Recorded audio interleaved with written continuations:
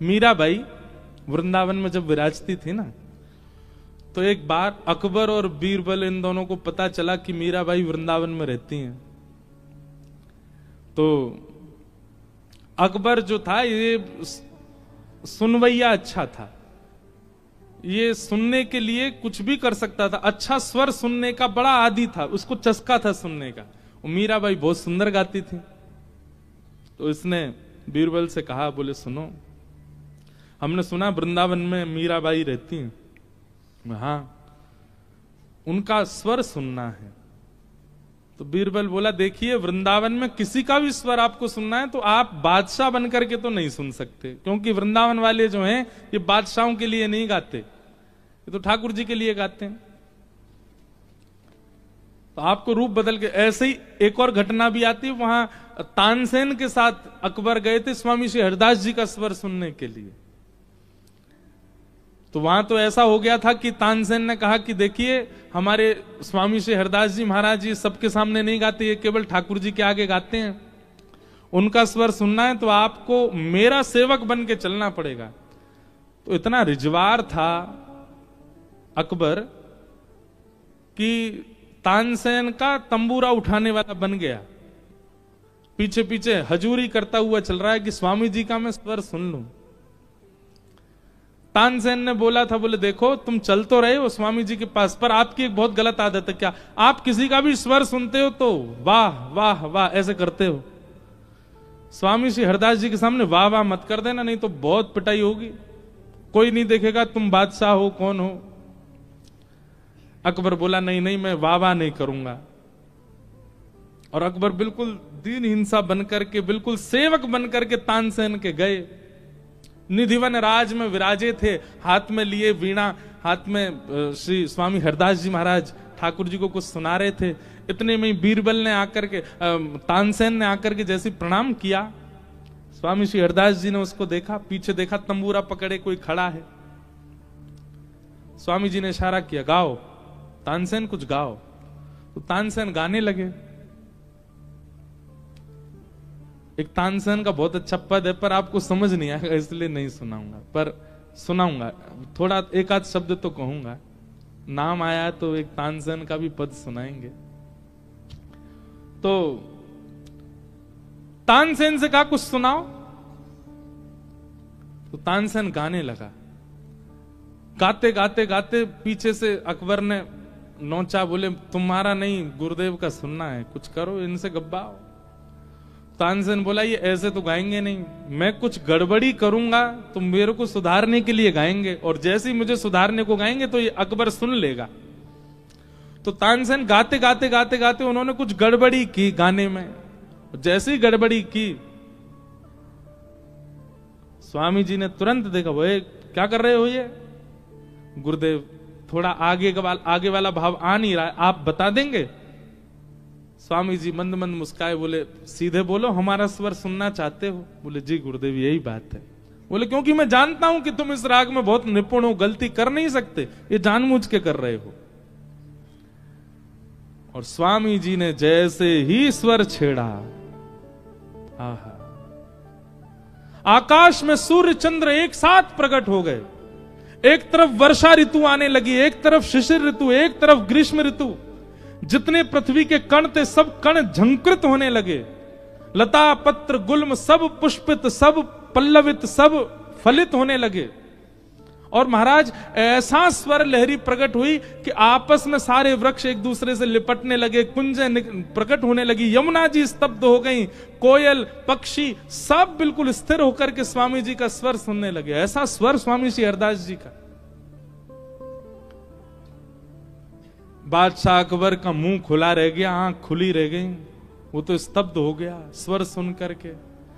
और जब गायन करते करते करते करते स्वामी श्री हरिदास जी महाराज ने जैसे ही अपना गायन पूर्ण किया, पूर्ण होते ही सब यथावत समान हो गया। और जैसे ही समान हुआ, बादशाह अकबर को होश आया। होश आती बोला, वाह वाह वाह। उसकी वाहवाही सुनते ही स्वामी श्री हरिदास जी महाराज को क्रोध, कौन है ये वाहवाही कर रहा है, ये कौन है, ये जरूर कोई बादशाह है, ये तुम्हारा कोई तंबूरा उठाने वाला नहीं, सत्य बताओ कौन है, नहीं तो इसको अभी देख लूंगा मैं। तुरंत तानसेन ने कहा, बोले तुरंत चरणों में गिर जाओ, नाक रगड़ो गुरुदेव के सामने। वाह भाई, क्यों करी तुमने? क्यों? क्योंकि वृंदावन में रहने वाले किसी व्यक्ति विशेष को रिझाने को नहीं गाते, गुरु जी को रिझाने के लिए गाते हैं। वो व्यक्ति विशेष उस पर प्रशंसा कर दे, वो उनको स्वीकार नहीं।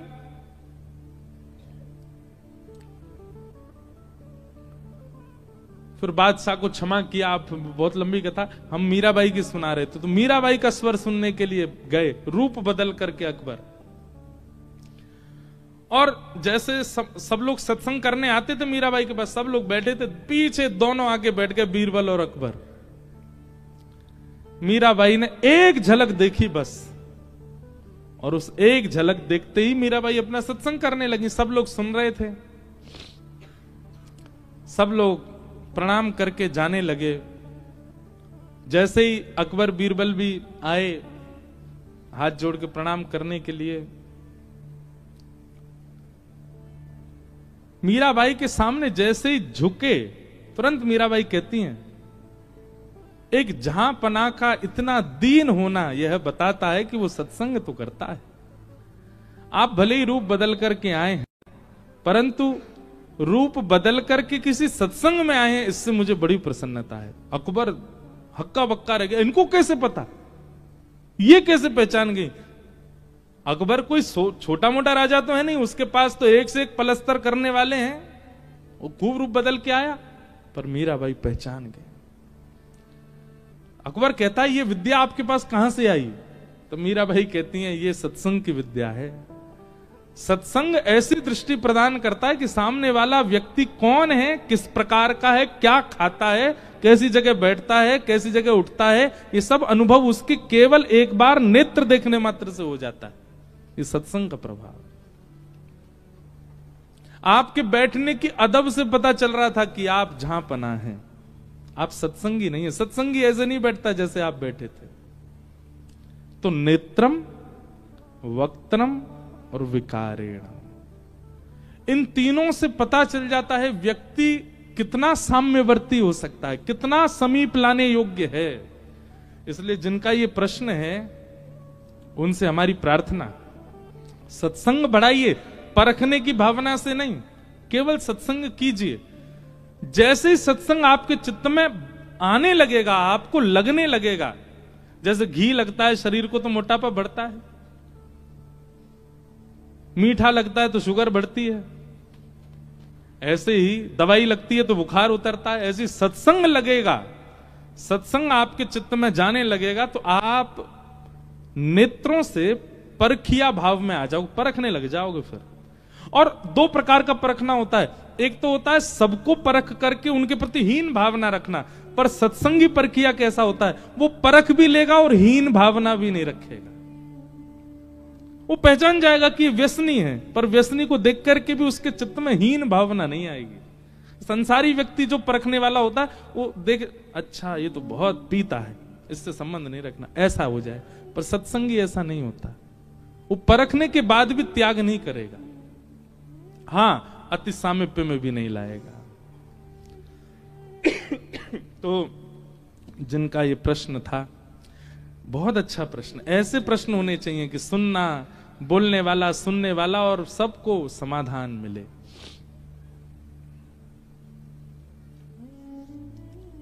सूत जी महाराज मंच पर बैठे और सौनकादि ऋषियों ने कहा कि मानव कल्याण कैसे होगा, कृपा करके हमें बताइए। और सूत जी महाराज यहीं से भागवत जी का प्रवचन करना प्रारंभ करते हैं। सब भाव बताते हुए आपने भागवत जी का निर्माण कैसे हुआ यह कथा सुनाई। इदं भागवतम नाम पुराणम ब्रह्म संहितम उत्तम श्लोक चरितम चकार भगवान ऋषि। बहुत ध्यान से सुनिए, जिन कथा को आप सुन रहे हैं भागवत जी को, इनका निर्माण कैसे हुआ। वेद व्यास जी ने भागवत जी का निर्माण किया। अधिकतर हमारे हिंदू वैदिक सनातन धर्म के जितने भी पुराण हैं, सबके रचयिता कौन है? वेदव्यास। वेदों के रचयिता कौन है? वेदव्यास। वेदव्यास जी ने ही वेद, पुराण, महाभारत इन सबको लिखा है।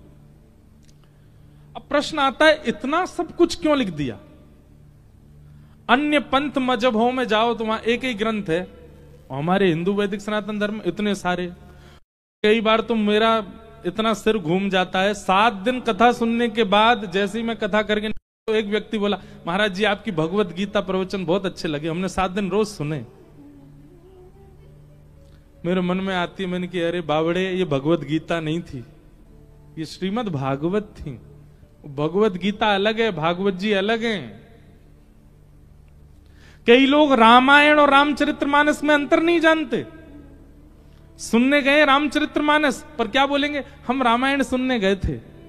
अरे रामायण संस्कृत में लिखी है श्री वाल्मीकि जी ने, और रामचरितमानस श्री गोस्वामी तुलसीदास जी महाराज ने ग्रामीण भाषा में रचना की है, उसको रामचरितमानस कहते हैं। और रामायण वाल्मीकि जी के द्वारा लिखी गई, उसको कहते हैं। इतना ही नहीं जानते हो, अपने आप को हिंदू कहते हैं हम लोग। गीता में, भगवत गीता में और भागवत में, और यहां पे भी ऐसे ऐसे महापुरुष अभी बैठे हैं 3 दिन से कथा सुनने, उनको अभी पता चला अच्छा ये गीता जी नहीं थी। यहां पे भी 2-4 ऐसे बैठे हैं, क्योंकि मुझे दिख गए ऊपर से, उनको अभी अभी पता चला अच्छा भगवत गीता नहीं है जो ये सुना रहे हैं। 1 लाख श्लोकों से युक्त महाभारत, और उस महाभारत में मध्य में कृष्ण ने अर्जुन को जो संवाद सुनाया वो है भगवत गीता। छोटी सी, केवल 700 श्लोकों से युक्त है। और जिन श्री कृष्ण ने अर्जुन को महाभारत के बीच में गीता सुनाई, वो कृष्ण कौन है, उनका परिचय और उनके स्वभाव का परिचय जहां है, वो है श्रीमद् भागवत। आप भागवत सुन रहे हैं, भगवत गीता नहीं। तो वेदव्यास जी ने सबकी रचना की, पर इतना क्यों लिखा? अब इसमें 2 बातें सुनिएगा। पहली बात, आपने किसी बिजनेस को प्रारंभ किया, एक दुकान से शुरू किया, और एक समय आने पर महाराज बड़ी बड़ी फैक्ट्रियां हो गई, तो आपका बिजनेस अच्छा चल रहा है ये पता चल जाएगा। आपने जो क्रिया की वो लाभकारी हुई, इसीलिए तो इतना विस्तार हो गया। लेकिन जिस दुकान से शुरू करी वही दुकान पे ही है, उसको भी बेचने की नौबत आ गई, तो इसका मतलब क्या है, आपका जो कार्य था वो बढ़िया नहीं चला। हमारे एक दृष्टिकोण से देखो तो वेदव्यास जी ने इतने ग्रंथ लिख दिए, एक नहीं अनेक लिखे, अनेक नहीं अथाह लिखे। संपूर्ण 100 वर्ष की आयु में आप हिंदू एक ग्रंथ को तो नहीं देख पाओगे। ऐसे गिनती के 4-5 लोग ही होंगे पूरे भारत में भी जिन्होंने सबरे ग्रंथ देखे हैं, नहीं देख सकते हम, इतना विस्तृत है हमारा। तो ये विस्तार कब होता है? जब कार्य श्रेष्ठ होता है तभी उसका विस्तार होता है। जय हो रुक्मणी मैया, विराज जाओ, कथा सुन लो, हाँ बैठ जाओ। कौन की लाली है भैया ये? अरे मैया कहा ठानी मन में, लाली छोड़ दई वन में। जय हो। अब यहां राधा रानी तो नहीं घूमेंगे, यहां तो रुक्मणी जी घूमेंगे, द्वारिका है। पर ये भी कॉन्सेप्ट एक दिन सुनाएंगे हम। श्री जी भी विराजती हैं रुक्मणी जी का ध्यान रखने के लिए द्वारिका में। अब वो प्रसंग आएगा तो ही कहेंगे उसको। तो मैं क्या बता रहा था? हाँ, विस्तार कब होता है? जब कार्य उचित हुआ हो तभी उसका विस्तार होता है। और दूसरी बात, वेदव्यास जी ने इतना विस्तार इसलिए किया क्योंकि वो जो रच रहे हैं उससे उनको कहीं ना कहीं संतुष्टि नहीं हो रही थी। स्वांतः सुखाय तुलसी रघुनाथ गाथा। जब तक आपको स्वयं को सुख नहीं मिलेगा अपनी क्रिया से, आप चाहे उस काम को कितना भी अच्छा कर लीजिए, उससे किसी का नहीं हो सकता। हम कथा में आते हैं तो बहुत सारे लोग हमको बोलते, ये वाला भजन सुना देना महाराज जी, ये वाला प्रसंग सुना देना, ये वाली कथा सुना देना। यहां बैठ करके हम वो सुनाते हैं जो हमारे चित्त में आ रहा होता अचानक, और लगता है कि इससे अगर मेरा चित्त प्रसन्न है तो निश्चित है जितने लोग बैठेंगे सबका चित्त प्रसन्न हो जाएगा। पर एक व्यक्ति विशेष का भाव रख के अगर मैं यहां से कुछ स्पेसिफिक चीज कहूंगा तो वही प्रसन्न होगा, सब नहीं होंगे। सबकी प्रसन्नता तब हो सकती है जब प्रवचन करने वाला स्वयं अपने चित्त को प्रसन्न करता हुआ बोल रहा हो। तो वेदव्यास जी इतना कुछ लिख रहे थे पर उनका चित्त कहीं ना कहीं प्रसन्न तो था, पर अभी भी लग रहा था कुछ तो रह रहा है, कुछ तो छूट रहा है, कुछ तो अपूर्णता है, जिसके कारण वेदव्यास जी बड़े चिंतित हो गए कि मैं क्या करूं। मैंने इतना कुछ लिख दिया, महाभारत लिख दी, 18 उपपुराण लिख दिए, 17 महापुराण लिख दिए, मेरा मन अशांत, अभी ऐसा क्यों लग रहा है कि कुछ अपूर्ण है, कुछ छूट रहा है। तभी वहां नारद जी का आगमन हुआ और नारद जी आकर के बोले, भगवान आप इतने उदास क्यों हो? तब वेदव्यास जी बोले, मैंने इतना कुछ लिख दिया, मेरे मन को शांति नहीं मिल रही है। तब नारद जी ने कहा, अशांति का कारण केवल एक है। बोले क्या? बहुत ध्यान से सुनिएगा, ये विषय बहुत अच्छा लगता मुझे। यहां जितने भी जॉब करने वाले बैठे हैं या जितने भी घर संभालने वाले बैठे हैं, सब ध्यान से सुनना। आप अपना पूरा पूरा दे रहे हो फिर भी मन अशांत है, कारण क्या है? कारण यहां नारद जी बता रहे हैं, आपकी पूर्णता है कार्य में, लेकिन फिर भी हृदय की अशांति का कारण केवल एक है। भवतानुदित प्रायम यशो भगवतो मलम येनैवासौ न तुष्येत मन्ये तद्दर्शनम खिलम। नारद जी कह रहे हैं, व्यक्ति सब कुछ अर्पित करने के बाद भी अशांत क्यों है? बहुत ध्यान से सुनना, गंभीर बात है।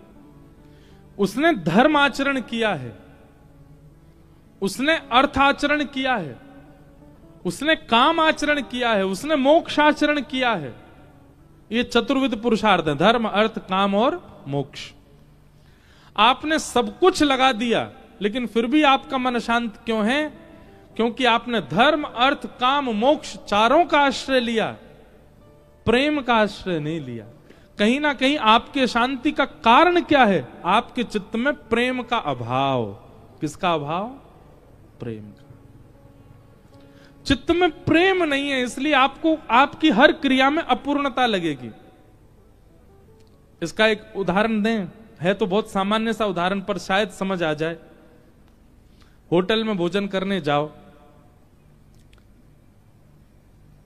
8-10 हजार रुपए का बिल बना करके इतनी सारी सब्जी रोटी विविध विविध प्रकार की रोटियां खा के आओ, आपके चित्त को पूर्णता का अनुभव तो होगा पर संतुष्टि का अनुभव नहीं होगा।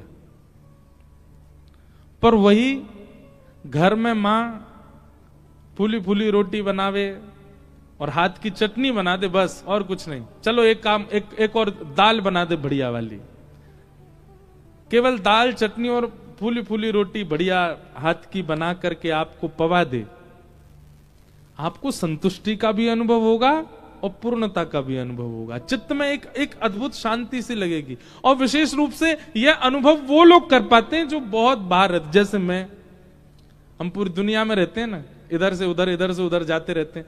हमको तो बहुत याद आती है कि कब घर जाएं, कब माँ के हाथ से कुछ पाएं। वो सामान्य सी चटनी पूरी दुनिया के व्यंजनों के आगे फीकी सी लगती। क्यों? क्योंकि आपने होटल में जो बनाया, वहां व्यक्ति जिसने भोजन बनाया वो कर्म करता हुआ, वो बस सब्जी बना रहा है, उसमें मसाले डाल रहा है, उसमें नमक डाल रहा है, उसमें सब्जियां डाल रहा है, रोटी बना रहा है, दुनिया भर की बातें कर रहा है। उसमें मेहनत है, परिश्रम है, वस्तु है, सामग्री है, प्रेम नहीं है। पर घर में जो मां प्रसाद बना रही है उसमें सामग्री भले ही ना हो पर प्रेम है। मेरा बेटा आया बहुत दिन बाद, इसके लिए कुछ बनाए, तो वो एक रोटी भी ऐसी लगती है अमृत तुल्य। चलो होटल की भी बात छोड़ो, घर की भी बात छोड़ो, मंदिर का प्रसाद पाओ, एक दिन पाना जरूर, कोई व्यवस्था बने तो। हाँ, राजभोग ठाकुर जी श्री द्वारिकाधीश जी का राजभोग जरूर पाना। क्यों? क्यों स्वाद आएगा उसमें? क्योंकि मंदिर की रसोई में बनाने वाले भी किसी व्यक्ति के लिए नहीं बना रहे हैं। वो किस भाव से बना रहे हैं? हमारे द्वारिकाधीश पाएंगे। मंदिर में कई सामग्रियों का प्रयोग नहीं होता, जैसे कई मंदिरों में टमाटर का प्रयोग नहीं होता, कई मंदिरों में बैगन का प्रयोग नहीं होता, कई मंदिरों में मूली का प्रयोग नहीं होता, गाजर लहसुन गार्लिक तो बनते ही नहीं। क्यों? मैंने एक बार यहीं हमारे द्वारिकाधीश मंदिर के पुजारी जी से पूछा कि मंदिर में कौन सी सामग्री प्रयोग होती है। उन्होंने एक उत्तर दिया, बस वही उत्तर ही पर्याप्त है। बोले जिसको पाने के बाद जो बर्ब्स आती है ना, जो हम लोगों को जो वायु पास होती है मुख से, वो दुर्गंध युक्त ना हो, ऐसी सामग्री ही ठाकुर जी को पवाई जाती। उसमें दुर्गंध, जिस वस्तु से दुर्गंध आ जाए या जिस वस्तु से एक गंध आवे, वो कोई भी सामग्री ठाकुर जी के प्रसाद में नहीं जाएगी। अब उन सामग्रियों का चयन करो जिसके बाद वायु जो मुख से आई है उसमें कोई गंध नहीं हो, वो ठाकुर जी को प्रसाद में जाती है, वो सामग्री जाती है। तो ये सामग्रियों का चयन क्यों किया गया? ठाकुर जी के सुख के लिए किया गया, इसलिए प्रसाद अमृत तुल्य हो जाता है। अरे कहां तक कहें, पुजारी जी ने दिया, वो अगर हाथ से गिर भी गया ना मंदिर परिसर में, तो व्यक्ति वहां पे संकोच नहीं करता, उठा के तुरंत पा लेता है। आज सुबह ही हुआ, हमको माखन मिश्री बांट रहे थे तो किसी को दिया, एक बूंद नीचे गिर गया, उन्होंने तुरंत लिया, पा लिया। और यही कहीं और गिर जाए, आदमी नहीं पाता। क्यों? क्योंकि वो प्रेम युक्त सामग्री वहां पर बनी गई है, ठाकुर जी के लिए बनी गई है, किसी व्यक्ति विशेष के टेस्ट बर्ड्स को सुख देने के लिए नहीं है, उसकी जिह्वा को प्रसन्न करने। तो सामग्री का चयन किस भाव से किया गया, उससे वह सामग्री सिद्ध हो जाती है, शुद्ध हो जाती है। अब हमने इतनी बड़ी बात समझाई, मूल बात ये, नारद जी वेद व्यास जी से कह रहे हैं, बोले व्यास जी आपने जितने भी ग्रंथ लिखे हैं, सब ग्रंथों का लक्ष्य क्या है? धर्म, अर्थ, काम और मोक्ष की प्राप्ति। धर्म की प्राप्ति, अर्थ की प्राप्ति, कामनाओं की पूर्णता की प्राप्ति और अंततो गत्वा मोक्ष की प्राप्ति। आपने केवल इन 4 बातों के लिए सब कुछ लिखा है, प्रेम की प्राप्ति के लिए कुछ नहीं लिखा है, इसलिए आपका चित्त शांत है। आपने प्रेम को केंद्र बिंदु बना करके कुछ नहीं लिखा, इसलिए आपका चित्त शांत है।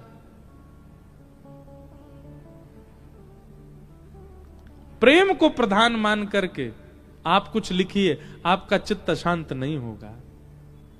भैया जब व्यक्ति प्रेमी हो जाता है ना, वो धर्म की चिंता नहीं करता। सबसे पहली बात, व्यक्ति प्रेमी हो जाता है फिर उसको अर्थ की चिंता नहीं होती।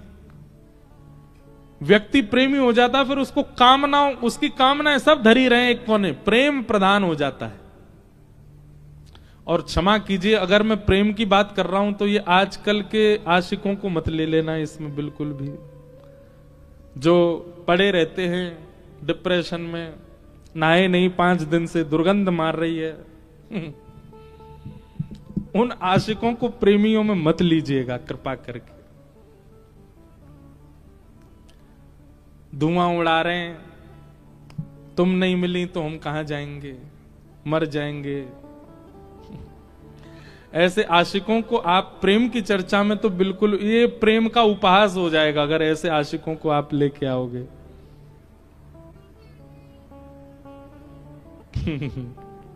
मेरे को बातें तो बहुत आ रही हैं पर मैं नहीं कहूंगा। लोग बाग काट काट के दुनिया में फिर उसको डाल देते हैं। मिले हो तुम हमको बड़े नसीबों से। ये ऐसे आजकल के आशिक बोलते हैं। भाई प्रेम तो मीराबाई का देखो, देखो इनके रूप देखो, देखते ही शुद्धता का अनुभव हो जाता है। वो प्रेमी कैसा, जिस प्रेमी को देख करके भी मन में विचलनता आ रही हो, असहजता हो रही हो, वो प्रेम थोड़ी है। प्रेम तो वो कि उसका रूप देख करके जिसने देखा वह भी पवित्र हो गया, वो प्रेम है।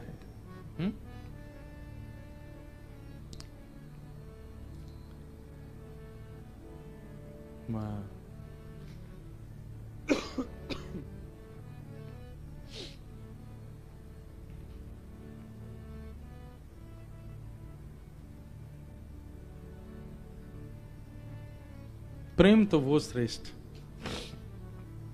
जिनको देख करके मन शुद्ध हो जाता हो, हृदय पवित्र हो जाता हो, और मलिनता आ जाती हो, और काम भावना प्रकट हो जाती हो, और क्रोध आ जाता हो, और ईर्ष्या द्वेष और दूर रहने की, ये कोई प्रेम है? प्रेम तो वो जो आपको भी शुद्ध कर देता हो, वो प्रेम है। हमारे वृंदावन में एक ठाकुर जी की मुसलमान भक्त हुई, उनका नाम था ताज बेगम। क्या नाम था? ताज बेगम। उनको मंदिर में घुसने नहीं दिया जाता था। क्यों? क्योंकि वो हिंदू नहीं थी। पर ताज बेगम का ऐसा प्रेम था ठाकुर जी से, वो बाहर मंदिर के बैठे बैठे आते जाते दर्शनार्थियों से पूछती थी, ठाकुर जी का श्रृंगार कैसा है, ठाकुर जी कैसे दिख रहे हैं, ठाकुर जी कैसे विराज रहे हैं। कुछ दिन तक तो दर्शनार्थियों से सुनने लगी। अब एक स्थिति ऐसी आ गई, अब ताज बेगम पहले ही सोच के आती हैं, आज ठाकुर जी ऐसे बैठे होंगे, आज ठाकुर जी की माला ऐसी होगी, आज ठाकुर जी का मुकुट ऐसा होगा, आज ठाकुर जी के वस्त्रों का वर्ण ऐसा होगा। मंदिर में तो जाने नहीं दिया जाता, बाहर ही बैठी रहती। अब दर्शनार्थियों से पूछती नहीं है, दर्शनार्थी को बुला के कहती, सुनो मैं जैसा बताऊं बस हाँ या ना बोलना। ठाकुर ने आज लाल वस्त्र पहने? बोले हाँ। ठाकुर जी ने आज सिर पर मोरपिच, पंच मोरपिच का मुकुट पहना? बोले हाँ। ठाकुर जी ने आज मकराकृत कुंडल पहने? बोले हाँ। गले में मोतियों की माला? हाँ। कितनी माला? 6 माला हैं। अब बोले गिनी तो नहीं। बोले जाओ गिन के आओ, 6 माला हैं गले में? बोले हाँ 6 माला। ठाकुर जी ने कंठ पर ऐसे हसली पहनी है? बोले हाँ हसली पहनी है। ठाकुर जी ने पीला केसरी चंदन उसकी पत्रावली बना करके गाल पे गोल ऐसे हो रहा है? बोले हाँ। बस सुनते ही ताज बेगम वहीं नृत्य करने लग जाती थी।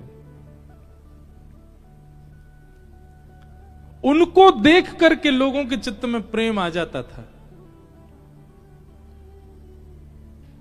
एक प्रसंग मैं सुनाता हूं। श्री हनुमान जी महाराज जब लंका गए, तो लंका में जाकर के जब सब जगह भ्रमण कर रहे थे, तब एक जगह हनुमान जी ने देखा बड़े अक्षरों में लिखा था राम। हनुमान जी बोले लंका में राम कहां लिखा है भाई? तो हनुमान जी ने परीक्षा लेने के लिए एक ब्राह्मण का रूप धारण किया, और ब्राह्मण का रूप धारण करके उर्दपुंड लगा करके बिल्कुल केश आदि त्याग करके बानर वेश छोड़ करके एक सुंदर ब्राह्मण का रूप धारण किया, खड़ाऊ पहन करके चट चट चटकाते भाई भीतर प्रवेश कर गए। देखें तो सही, राम लिखा है किसका भवन? अंदर बैठे थे कौन? विभीषण जी। जैसे ही हनुमान जी ने प्रवेश किया और विभीषण ने हनुमान जी की ओर देखा, हनुमान जी की ओर देखते ही विभीषण जी ने तुरंत दंडवत प्रणाम किया, और एक बार प्रणाम किया तो चलता, प्रणाम करके उठे और हनुमान जी को देखकर फिर प्रणाम किया, फिर उठे, फिर देखा, फिर प्रणाम किया, 3 बार प्रणाम किया। हनुमान जी को संशय हो गया, कहीं ऐसा तो नहीं इसको मैं दिख रहा हूं हनुमान रूप में, ये इसीलिए मुझे 3 बार प्रणाम कर रहा है। हनुमान जी ने अपना मुख देखा, बोले मुख तो बदल लिया, ये फिर भी 3 बार प्रणाम। पास में एक झरना, वो फुब्बारा जैसा था, उसमें झांक करके अपना मुख देखा तो हनुमान जी का रूप तो बदला ही हुआ है, फिर ये मुझे इतना प्रणाम क्यों कर रहे हैं? हनुमान जी ने पूछा, भैया हमारा आपका कोई पुराना संबंध है क्या? आप हमसे पहले कभी मिले हो क्या? आप हमको इतनी बार प्रणाम क्यों कर रहे हो? विभीषण जी बोले, मैं आपसे कभी नहीं मिला, मैं तो पहली बार देखा आपको, तो फिर वो 3-3 बार क्यों प्रणाम कर रहे हो भाई? विभीषण जी बोले, मैं नहीं जानता आप कौन है, आपका नाम क्या है, आप कहां से आए, कौन है, क्या है, मैं कुछ नहीं पता, पर पता नहीं क्यों आपने जब से मेरे भवन में प्रवेश किया है तब से मुझे राम जी पहले से ज्यादा प्यारे लग रहे हैं। आपको देखने के बाद राम जी से मेरा और प्रेम बढ़ रहा है, तो निश्चित ही आप कोई भक्त हैं, इसलिए मैं प्रणाम कर रहा हूं। तुरंत हनुमान जी अपने रूप में आ गए, विभीषण को हृदय से लगाया। ये है प्रेम का लक्षण, ये है प्रेमी का लक्षण। जिसको देखते ही काम प्रकट हो जाए, जिसको देखते ही क्रोध प्रकट हो, जिसको देखते ही ईर्ष्या प्रकट हो, वो प्रेमी नहीं। जिसको देखते ही प्रेम प्रकट हो, वो प्रेमी।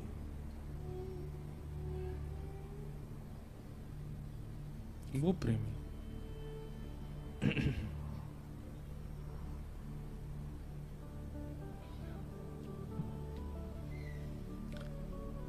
प्रेम के बड़े भाव याद आते हैं, गाने का मन तो होता है।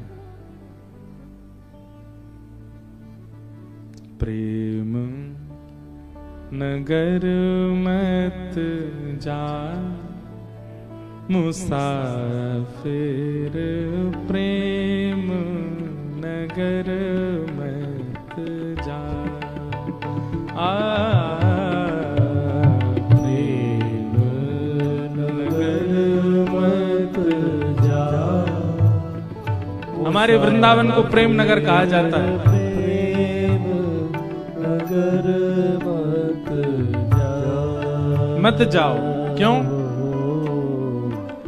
प्रेम नगर की सकरी हैं गलियां, प्रेम नगर की सकरी हैं गलियां, प्रेम नगर की सकरी हैं गलियां, प्रेम नगर की सकरी हैं गलियां, प्रेम नगर की सकरी हैं गलियां, प्रेम नगर की सकरी हैं क्यों? गलियां। मैं दो ना समा मुसाफिर, प्रेम नगर मत जा।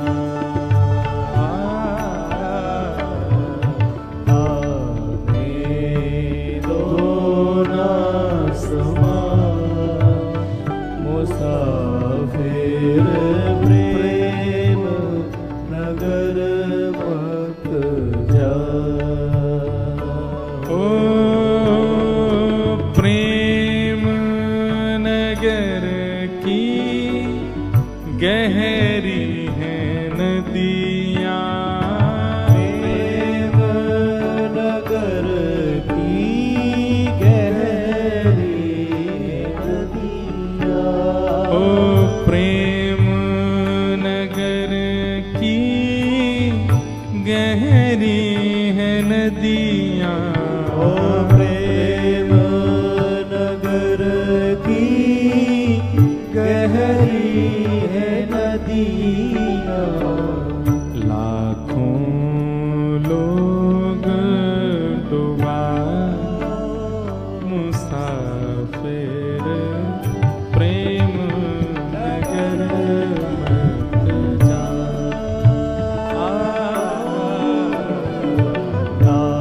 बहुत सुंदर बात। मुसाफिर, प्रेम नगर मत जा।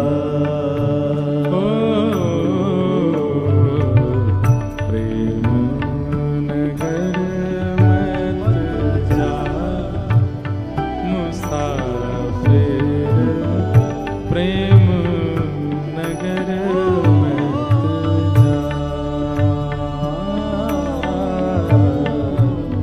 प्रेम नगर मत जा, मुसाफिर प्रेम नगर मत जा। प्रेम नगर का पंथ कठिन है। प्रेम नगर का पंथ कठिन है। प्रेम नगर का पंथ कठिन है। प्रेम नगर का पंथ कठिन है। प्रेम नगर का पंथ कठिन है। प्रेम नगर का पंथ कठिन है। आपे ना चल मुसाफिर प्रेम नगर मत जा। आपे ना चल मुसाफिर प्रेम नगर मत जा।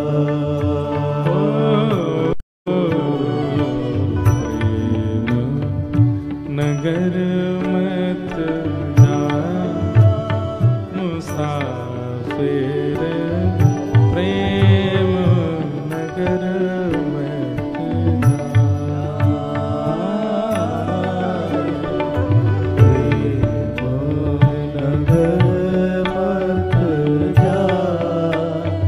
मुसाफिर प्रेम नगर मत जा। मुसाफिर प्रेम नगर मत जा। मुसाफिर प्रेम नगर मत जा।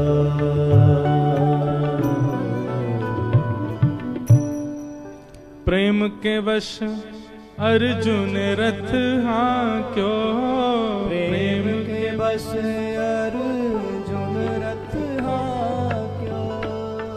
भूल गए ठकुराई सबसे ऊंची प्रेम सगाई। सबसे ऊंची प्रेम सगाई। सबसे ऊंची प्रेम सगाई। सबसे ऊंची प्रेम सगाई। हे दुर्योधन की मेवा त्यागी। दुर्योधन की मेवा त्यागी। दुर्योधन की मेवा त्यागी। दुर्योधन की मेवा त्यागी। हाँ साख विदुर घर खाए। ओ साख विदुर घर खाए। साख विदुर घर खाए। ओ साख विदुर घर खाए। ओ सबसे ऊंचे प्रेम सगाई। सबसे ऊंची प्रेम सगाई। सबसे ऊंची प्रेम सगाई। सबसे ऊंची श्री द्वारिकाधीश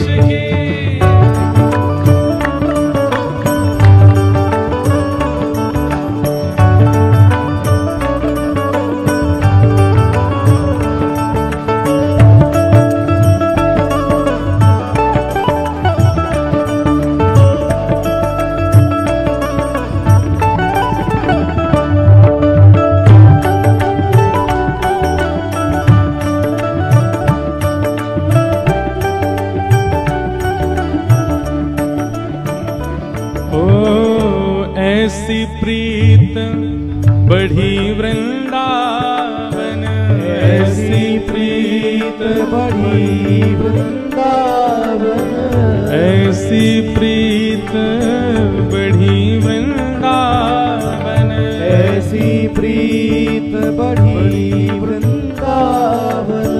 गोपियन रास रचाए, ओ गोपियन रास रचाए, हाँ गोपी संग रास रचाए।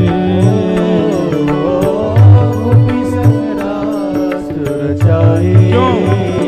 सबसे ऊंची प्रेम सगाई, सबसे ऊंची प्रेम सगाई,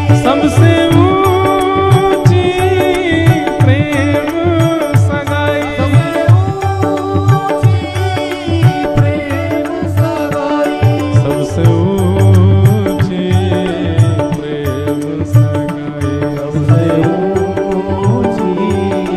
प्रेम सगाई, हे सूरकूर ही लायक नाही, सूरकूर ही लायक नाही, सूरकूर ही लायक नाही, सूरकूर ही लायक नाही।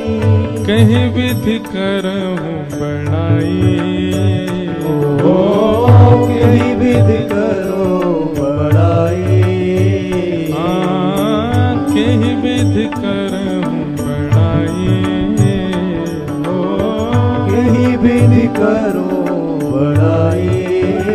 हे सबसे ऊंची प्रेम सगाई, सबसे ऊंची प्रेम सगाई, सबसे ऊंची प्रेम सगाई, सबसे ऊंची प्रेम सगाई, सबसे ऊंची प्रेम सगाई, सबसे ऊंची प्रेम सगाई, सबसे ऊंची प्रेम सगाई। सबसे ऊंची प्रेम सगाई। प्रेम अशांति का चाहे कोई भी कारण हो, उसकी पूर्णता प्रेम से हो जाएगी। प्रेमी चित्त यदि है आपका, तो कोई भी विलगता क्यों ना आ रही हो, चाहे शारीरिक पीड़ा है, मानसिक पीड़ा है, बौद्धिक पीड़ा है, पारिवारिक पीड़ा है, आप प्रसन्न ही रहोगे, क्योंकि प्रेम से भरपूर। अब वो प्रेम ठाकुर जी से हो तो वो प्रीति, वो प्रसन्नता आपकी बनी रहेगी। आप सदैव अंदर से अपने आप को संतुष्ट ही रखोगे, चाहे फिर कुछ हो जाए संसार में। व्यक्ति विशेष संसार में किसी से प्रेम हो जाए तो आपको संसारी दुविधाएं लगेंगी, लेकिन भगवत प्रीति यदि चित्त में है तो संसारी व्यवस्थाओं से आपका कुछ बिगड़ने वाला नहीं, आप प्रसन्न ही रहोगे। आपके चित्त में एक अद्भुत शांति सी ही रहेगी। प्रेम।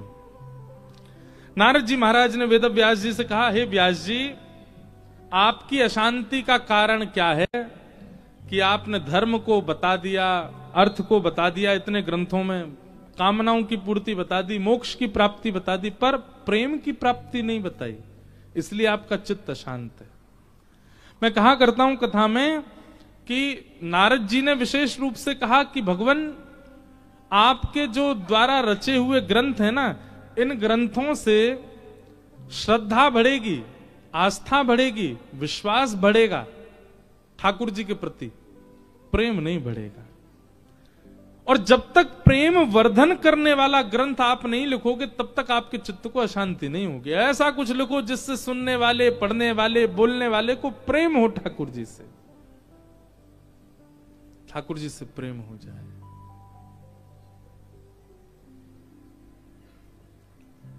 वेद व्यास जी महाराज ने तब कहा कि प्रेम की प्राप्ति, प्रेम वर्धन का भाव चित्त में हो, उसके लिए मुझे कैसा भाव लिखना पड़ेगा?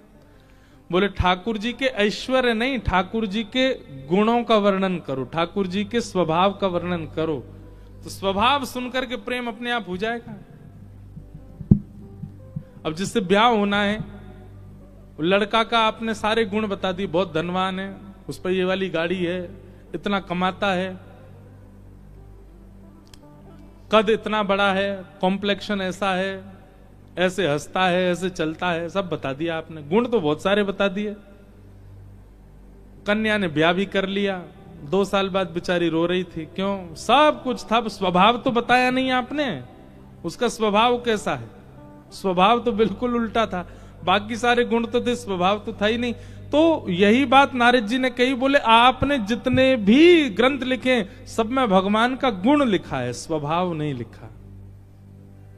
अब ऐसे ग्रंथ की रचना करो जहां ठाकुर जी का स्वभाव हो। ठाकुर जी का स्वभाव कैसा है? कितने वर्णन करें ठाकुर जी के स्वभाव का, एक से एक स्वभाव है ठाकुर जी के।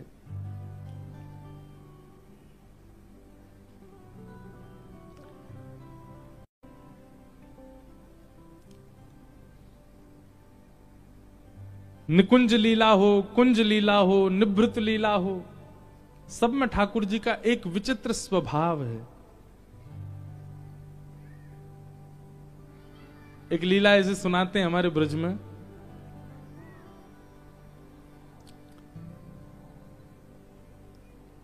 ठाकुर जी जब वृंदावन आए गोकुल से, तो भगवान की बड़ी मैया आई। बड़ी मैया किसको कहते हैं? ताई जी को। हमारे ब्रज में आज भी ताई जी, ताऊ जी, चाचा चाची कम बोलते हैं। हमारे ब्रज में आज भी बोलते छोटी मम्मी छोटे पापा, या छोटी माँ छोटे पिताजी, बड़ी माँ बड़े पिताजी, ये ताऊ जी कई घरों में आज भी बोलते हैं ऐसा। तो ठाकुर जी यशोदा मैया एक गोद में बैठे, इतने में ही बूढ़ी सी एक मैया आई। ठाकुर जी बोले मैया जो कौन है, धाम धुल्ला सी चली आ रही है। मैया बोली ऐसे ना बोलो, धाम धुल्ला समझते हैं? धाम धुल्ला समझते हैं? कई ऐसी माताएं होती ना, उनसे चला भी नहीं जाता, इतनी तगड़ी होती हैं, और ऐसे ऐसे करके चलती हैं। कोई बैठी हो तो बुरा नहीं मानना, मतलब अपने वजन के कारण उनसे चला नहीं जाता, उनको 2 लोग ऐसे करके चलते हैं, इसको कहते हैं धाम धुल्ला सी। ठाकुर जी बोले मैया देख कैसी धाम धुल्ला सी चली आ रही है। मैया बोली लाला ऐसे मत बोले कर, तेरी बड़ी मम्मी है, तेरी बड़ी मैया है जे, चल जल्दी तो उतर जा, चरणन में प्रणाम कर ले बड़ी मैया के। मैया ने ठाकुर जी को उतारा। अब मैया तो गई, मैया जाके प्रणाम करने लगी, चरण छूने लगी। लाला तो गई, लाला चल प्रणाम कर। सो ठाकुर जी ऐसे टेढ़ी सी नजर करके देखे उनकी ओर। मैया बोली क्यों प्रणाम ना कर रहे हो? ठाकुर जी बोले नीचे आ मैया पहले। मैया नीचे आई और कान में ही कहूंगो। मैया ने कान आगे क्यों? बोले बता क्या बात है? बोले या प्रणाम करवे तो मुझे कहां मिलेगो, पहले बता। यशोदा मैया बोली नेक सो इतनो स्वार्थी है, बिना कछु मिले तो प्रणाम नहीं करेगो। अब मैया दूध पी के घी खाए के मैंने अपनो शरीर बनायो, अब झुकना पड़ेगा, घुटने पे बैठना पड़ेगा, हाथ आगे करने पड़ेंगे, सिर झुकाना पड़ेगा, इतना श्रम करूंगा, कितना घी खर्च हो जाएगा भीतर से, बाकी बदले कछु तो मिलना चाहिए मुंह को। मैया बोली लाला तू बहुत विचित्र है। मैया जल्दी बता मुझे कहां मिलेगा। अब इतनी जिद करने लगे, सो मैया ने धीमे से कह दी लाला तू पीछे पड़ो रे मेरे, ब्याह करा दे, ब्याह करा दे। जी बड़ी मैया है, या के संपर्क में खूब सारी छोरी हैं, इन्हें प्रणाम करेगो तो तेरे काजे तेरी जैसी कोई छोरी ले आवेंगे, ब्याह करा देंगे तेरो। और कितने ठाकुर 3.5 वर्ष के, केवल कितने, यही द्वारिकाधीश भीतर बैठे या राजा धीराज बन के। 3.5 वर्ष के जाके मैया तो कह रहे मैया क्यों प्रणाम को? मैया बोली तेरो ब्याह है जाएगो, कर ले प्रणाम। बड़ी मैया ने नहीं सुनी बात ठाकुर जी और यशोदा जी के बीच में, जैसे ही सुनी ब्याह है जाएगो, इन्हें प्रणाम करवे थे। ठाकुर जी ने चरण नहीं छोड़े, दंडवत वहीं ते हाथ लंबे कर महाराज, और दंडवत ऐसे, दंडवती परिक्रमा देखी गिरिराज जी में, दंडवती परिक्रमा लगा में जहां हाथ जाए फिर वहां से फिर लेटे। ठाकुर जी दूर से दंडवती करते भाई आ रहे, अरे मेरी बड़ी मैया आई, बड़े दिना में आई। मैया बोली अरे लाला इतना श्रम मत कर। ना ना मैया तू आगे मत आइयो, मैं ही खड़ी रह, मैं आ रहा हूं तेरे पास। दंडवत करते भाई ठाकुर जी जा रहे हैं। मैया के तो नेत्रन में आंसू आ गए, अरे यशोदा तेरो लाला कितनो प्रेमी। अरे मेरो लाला, जैसे ही ठाकुर जी चरणन में गए, अपने कोमल कोमल हाथों से जैसे ही मैया के चरण छुए, ऐसा प्रेम उमड़ पड़ा नेत्रों में अविरल। तुरंत ठाकुर जी उठा के गोद में ले लिए। अरे मेरो लाला ऐसा प्रणाम करे, मेरे लाला को जल्दी ते ब्याह जाए। और जैसे ही कही मैया ने ब्याह जाए, ठाकुर जी तो महाराज अंक में भर गए मैया के। भैया तू इतने दिन आती कहां ही, इतना विलंब क्यों किए तेने आवे में। अब तो स्थिति ये हो गई ठाकुर जी गोद से उतरते ही नहीं है, मैया की, वो बड़ी मैया की गोद में ही लगे रहे। रात में सोवे को समय भयो, मैया गई लाला चल सोवे को समय है क्यों, चल मैं बड़ी मैया के पास ही सोऊंगो, मोको तो इनमें ही सुख मिल रहा है। मैया बोली लाला कैसो है, पता चल गई ब्याह करावे वारी है तो वह छोड़ ही नहीं रहे हैं। ऐसे एक भाव है, कभी ठाकुर जी की प्रेम लक्षणा भक्ति प्राप्त करनी हो, ठाकुर जी को लोभ दो। कैसा लोभ, कोई भोजन का लोभ दो। ठाकुर जी अगर आप मेरे घर पधारोगे मैं ऐसा ऐसा भोजन बना के पवाऊंगी, ठाकुर जी मेरे यहां पधारोगे तो ऐसा ऐसा श्रृंगार करूंगी। लेकिन होनी चाहिए वो शुद्ध भावना, हमारी बात सुन के मत बोल देना आप, या ठाकुर जी देखो ठाकुर जी हमने बहुत सुंदर एक श्री जी को स्वरूप सिद्ध करवाया है, आप हमारे घर पधारोगे तो उन तो ब्याह करा दूंगी। कहा पता इन लोभन में ही ठाकुर जी आके आपके घर आ जाएं, आप पर कृपा कर दें। कितने भक्तन के तो ऐसे चरित्र लोभ दे के ठाकुर जी को प्राप्त किया। और ये लोभ, अब ये सब प्रेम की बातें हैं, ये सब ज्ञान की चर्चा नहीं है, वैराग्य की चर्चा नहीं है, ये सब विरक्ति की, ये सब प्रेम की चर्चा है। नारद जी कह रहे हैं बोले ये सब लिखो, ऐसे स्वभाव का वर्णन करो ठाकुर जी के कि उनकी लीला सुन के उनसे प्रेम हो जाए।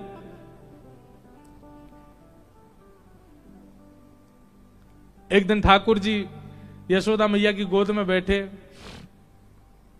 सबरी गोपी आ गई, सब गोपी घेर करके बैठी हैं, बीच में यशोदा मैया लाल जी को लेके बैठी हैं। सब गोपी पूछ रही मैया अपने लाला के गुण बताओ, लाला के गुण बताओ।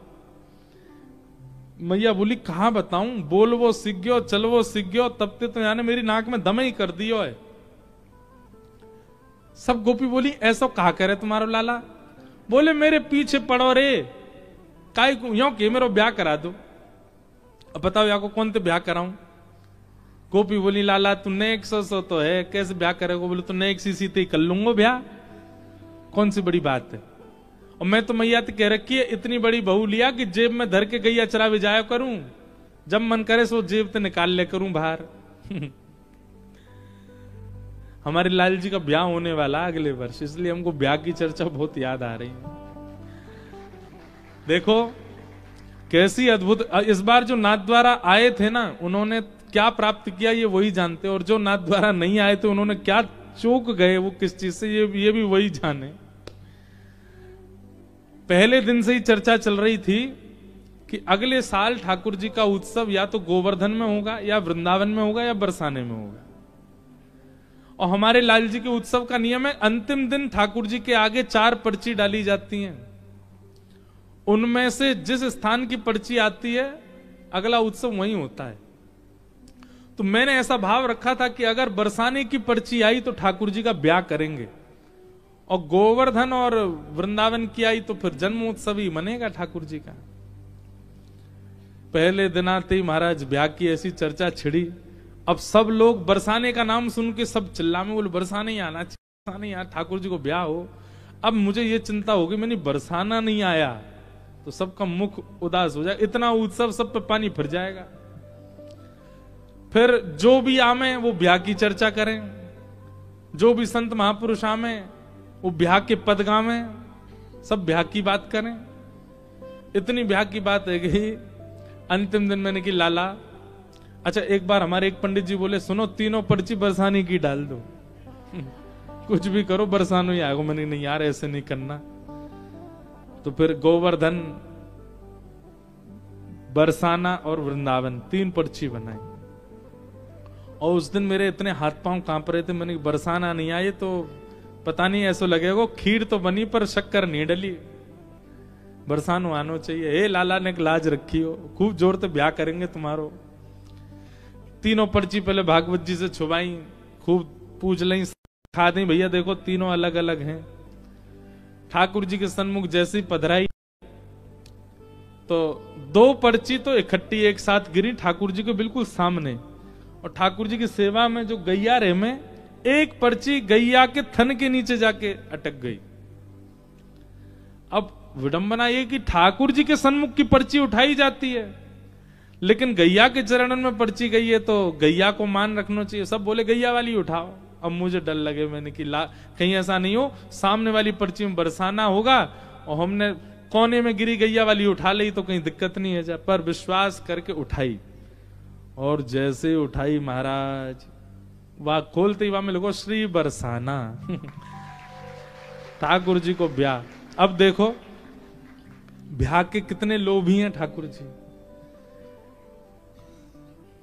मतलब ब्याह की बात कर दी तो घुमा फिरा के वही बात आई जहां से ब्याह हो। इतना ठाकुर जी को ब्याहुला बहुत प्रिय है। अपने घरन के ठाकुर को कभी अवसर मिले ना, संत जनों से पूछ के रसिक, एक बार ब्याहुला जरूर करना ठाकुर जी। ब्याहुला ऐसा थोड़ी कि कोई ब्याह रचाना है। ब्याहुला के पद होते हैं, ठाकुर जी को सेहरा बांधा जाता है, श्रृंगार किया जाता है, ठाकुर जी की सारी रस्में की जाती हैं। बस वो एक सुख है, उसमें ठाकुर जी को बहुत अच्छा लगता है। तो कभी ठाकुर जी को अगर आमंत्रण देना हो घर का तो ब्याह का लोभ दे दो, ठाकुर जी आपको ब्याह कराएंगे, आ जाओ। दौड़े चले आवेंगे ठाकुर जी। ब्याह के कारण तो ऐसे दुल्हा बनवे के काजे डोलते रहे। कई ब्याह ऐसे भी ब्याहुला होते हैं उनमें श्री जी नहीं है, दुल्हन है ही नहीं, अकेले दुल्हा ही डोल रहे हैं, क्योंकि वो तो नित्य श्री जी के हैं, उनको अलग से कोई दुल्हन की आवश्यकता थोड़ी है। पर ब्याह के बड़े प्रेमी हैं हमारे लाल जी। तो कभी अगर लोभ देना हो तो ब्याह का दो। ठाकुर जी क्या पता ब्याह के लोभ से ही रीझ जाएं, आ जाएं आपके पास।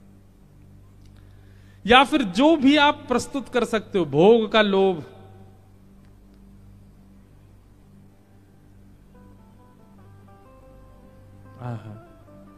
गोपी के पास गए, वा को घूंघट ऊपर कियो, मैया पर कियो, मैया मैं तो सांवरा हूं, जे तो कारी है बिल्कुल, यातना करूंगा ब्याह। क्यों? रात में दिया बुझवावे पे मैं दिख तो जाऊं, ये तो गायब ही रह जाएगी। अमावस्या पे तो लालटेन लेके ढूंढनी पड़ेगी, मैया यातना करो ब्याह। अब ठाकुर जी की ये लीला देख करके सब हंस रहे हैं, सबके प्रेम बढ़ रहा है। तभी दूर एक बैठी है गोपी, वो गोपी की उम्र 100 वर्ष से भी ऊपर, उसके एक भी दांत नहीं है, और बेचारी पोपली, हमारे यहां बिना दांत वाले क्या बोलते हैं, पोपला। पोपली सी गोपी, वयोवृद्ध, झुर्रियां पड़ गई हैं, बूढ़ी वृद्ध हो गई है। ठाकुर जी की इस लीला को देखकर के उसके मन में आया कि अगर मैं भी नेक युवा होती तो मैं भी इन गोपीन में बैठ जाती, लाला मेरो भी घूंघट उठातो, मेरी गोद में बैठ जातो। अब उस वृद्धा गोपी के चित्त में आ रही है भावना, ठाकुर जी को पता चल गई। ठाकुर जी ने सब गोपी रिजेक्ट कर दी और अंत में उस पंक्ति से दूर बैठी है वो वृद्ध गोपी। वह वृद्ध गोपी के पास गए और वह को घूंघट उठाए के बोले। अब वो वृद्ध गोपी जैसी हंसी, उसके एक भी दांत नहीं, बिना दांत की गोपी, वही वृद्ध सी गोपी। ठाकुर जी ने उसका घूंघट उठाया और घूंघट उठा के, मैं देख तेरी बहू मिल गई, मैं तो यही तो ब्याह करूंगा। तुरंत वाकी गोद में बैठ गए। सबरी गोपी बोली, अरे लाला तू जाके गोद में बैठो, बाकी एक भी दांत नहीं है। ठाकुर जी बोले, यही मारे तो बैठा हूं, मेरे 2 दांत हैं, या कि एक भी नहीं है, हम दोनों एक जैसे हैं, यही मारे दोनों की पटेगी बढ़िया, मेरे तो 2 ही निकले हैं अभी। आहा, ऐसी प्रेम लीलाएं हैं ठाकुर जी की। नारद जी महाराज वेद व्यास जी से बोले, इन लीलाओं का वर्णन करो जहां ठाकुर जी का बाल रूप, जहां ठाकुर जी का स्वभाव दिख रहा है, जिसको सुन करके, जिसको देख करके सबके चित्त में प्रेम प्रकट हो जाए, आस्था प्रकट होना, श्रद्धा प्रकट होना, विश्वास प्रकट होना, ये तो सामान्य बात है। प्रेम प्रकट होना ये विशेष बात है।